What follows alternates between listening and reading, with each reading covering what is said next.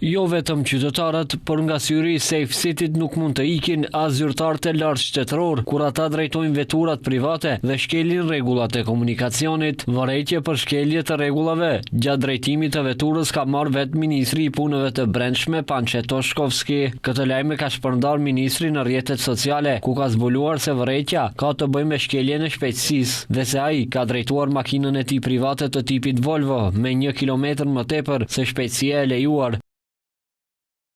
Ky është ilustrimi më i mirë se si duhet të funksionojë shteti. Sistemi vlen dhe vepron njësoj për të gjithë dhe nëse regjistron shkelje, pason sanksioni, pa marrë parasysh kush është në automjet. Nuk ka përjashtime, nuk ka selektivitet, nuk ka të privilegjuar. Shton se shteti do të bëhet i sigurt vetëm atëherë kur ligjet do të vlejnë për të gjithë njësoj. Qëllimi i Safe City nuk është ndëshkimi, por rendi, disiplina dhe shpëtimi i jetëve njerëzore. Ky shtet do të bëhet më i sigurt vetëm nëse ligjet vlejnë njësoj për të gjithë, përfshirë edhe ne që jemi më përgjegjësit për zbatimin e tyre.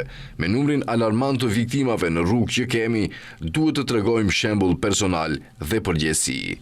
Që nga fillimi i zbatimit të periudhës testuese të masës Safe City në opinion është hapur debati i gjerë mbi çështjen nëse ky sistem duhet të ketë tolerancë dhe nëse duhet të ndëshkojë ose jo shoferët kur kapen duke tejkaluar shpejtësinë e lejuar vetëm me 1 ose 2 kilometra në orë. Duke folur për çështjen e tolerancës në konferencën e fundit, Toshkovski i theksoi se janë në fazë diskutimesh dhe se pritet të vendoset mes modelit me 10% tolerancë ose modelit pa asnjë % tolerancë.